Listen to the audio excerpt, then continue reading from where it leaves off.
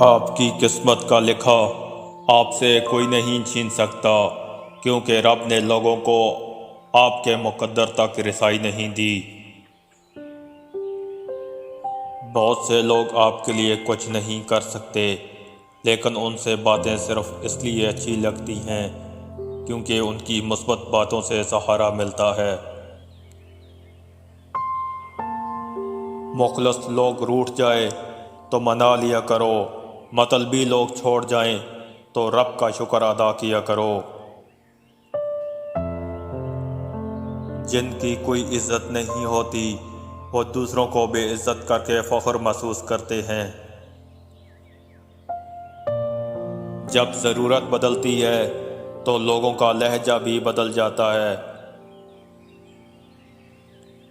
ہنستے ہوئے جو رویا ہوگا، یقین کرو اس نے بہت کچھ کھویا ہوگا۔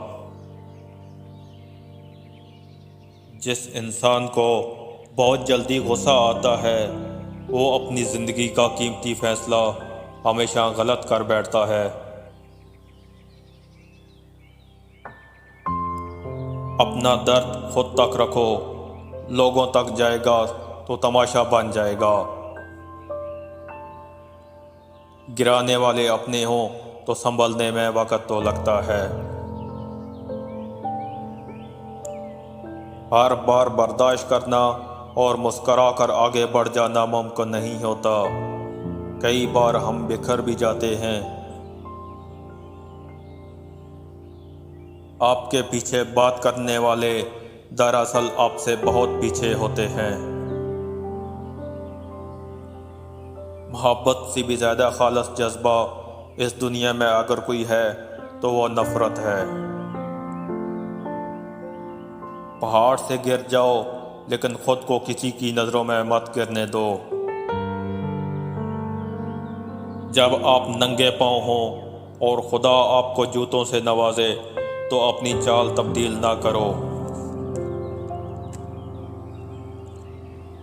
مور ناچتے ہوئے بھی روتا ہے اور ہنس مرتے ہوئے بھی گاتا ہے، بس یہی زندگی کا دستور ہے۔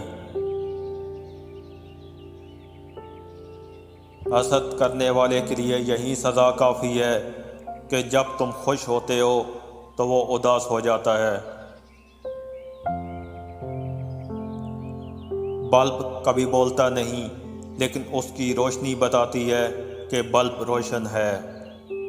اسی طرح کسی بھی انسان کے لفظوں میں مت جاؤ، اس کا عمل بتائے گا کہ وہ کیسے کردار کا مالک ہے۔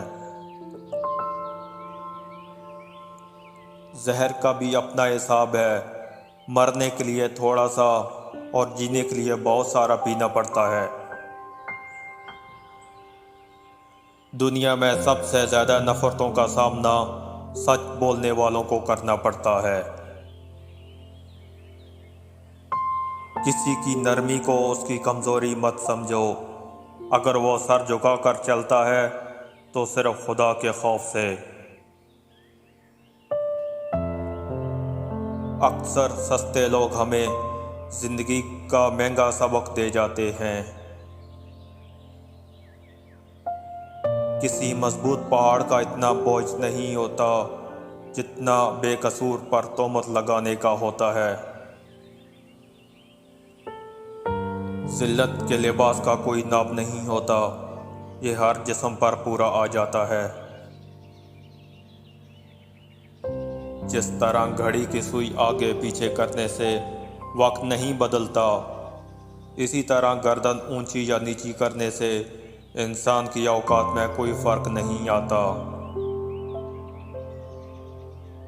رشتے اور راستے تب ختم ہو جاتے ہیں جب پاؤں نہیں دل تھک جاتے ہیں۔